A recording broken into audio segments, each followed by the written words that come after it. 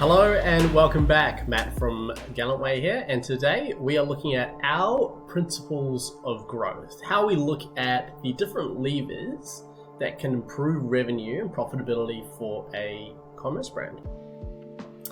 So the first question really is, what are they? Well, the way that we look at the business and the way that we look at e-commerce brands and the way that we encourage our founders and marketing teams to do the same is across three different dimensions. The first one is transaction value. So think of this as essentially your average order value, or AOV, which you might already be familiar with. Customer growth. This is essentially your conversion rate. And returning customers. So essentially this is the purchase frequency. If you can increase any one of these and the other elements remain the same within the business, then you'll grow revenue. Some of them also, if you can increase, like returning customer rate, you can significantly improve your profitability because not much ad spend is associated with that activity. To break each part, what we're going to do is we're going to look at a business, and we're going to go through a couple of examples across each different part here about how you can think about pulling these different levers. The goal, ultimately, is to do all three, to grow transaction value and grow AOV. Maybe that's even increasing your prices. To grow new customers, so that might be exploring new customer acquisition channels, or to improve purchase frequency, more email, more SMS, activity that keeps customers coming back. So let's go into an example here. Here we've got a fashion brand.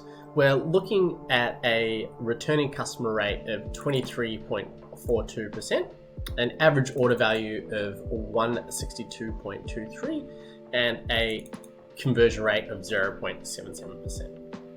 So the question really is, okay, across these three metrics, these three different dimensions, what one do we need to focus on first?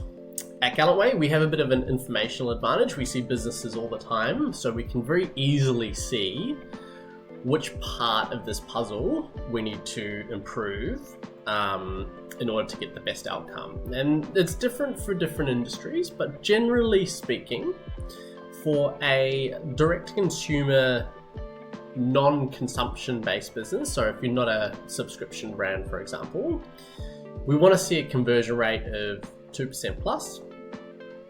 AOV is obviously very tied to the price of the product, but there's generally a 20 to 25, 30% opportunity for most brands. So we could increase this by another 25%.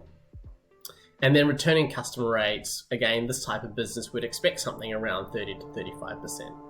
If you're a subscription brand, we want to see our returning customer rate, 60, 70%. We want to see our conversion rate very, very high as well, because, that first transaction is very, very important. And oftentimes you're actually discounting that first transaction and not making very much money on it in order to generate more revenue, more returning customers. But generally speaking, you want to take away, if you're a 2% plus conversion rate, we're okay here. If there's generally a 20 to 25% improvement on AOV regardless of most businesses. And then for returning customer rate, 30% plus is what we should be aiming for. So with each of those in mind, what we can now do is start to look at each part of the business and chart out the different activities that we could conduct in order to improve these metrics. So how do you improve average order value? Well, there's lots of different things you can do. You can think about bundling, creating complementary products, or potentially, discounting products. Say if I bought two t-shirts at a single time, you can bundle those products. That drives up the AOV. You can think about shipping thresholds, which means bringing down or up your shipping threshold in order to encourage users to maybe spend a little bit more to reach that free shipping threshold. You can think about your product development, what other products could you retail? What other products can you introduce or create for your customers?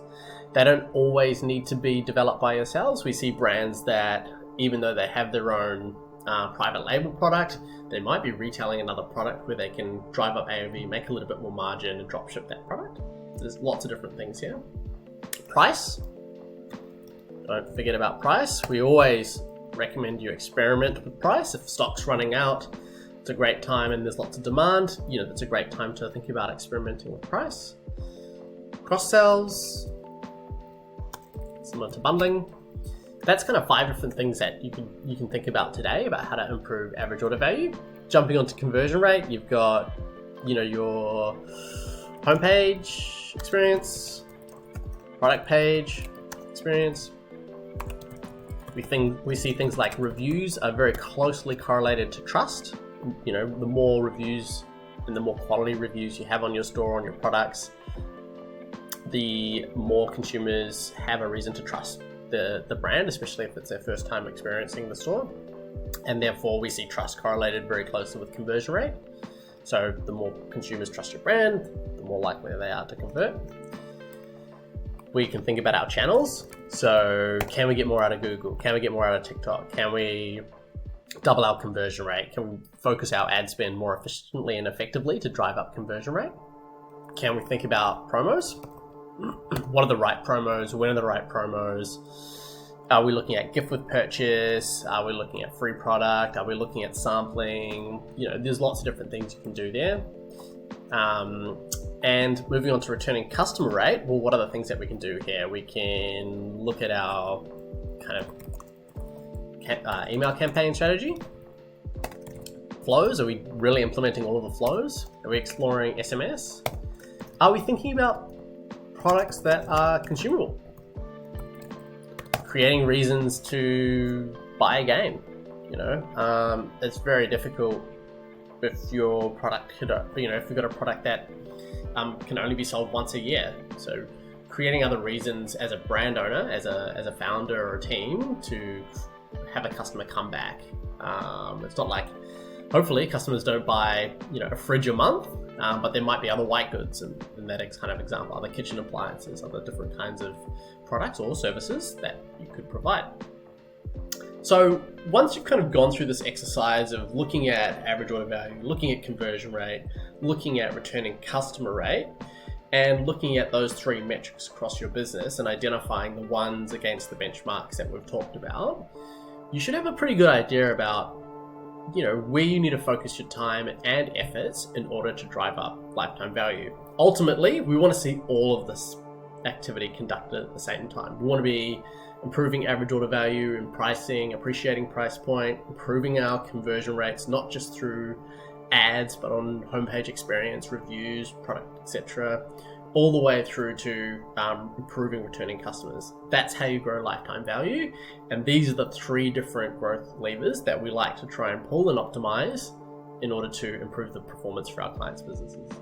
Hopefully you found that useful. Let us know if you have any questions. Thanks.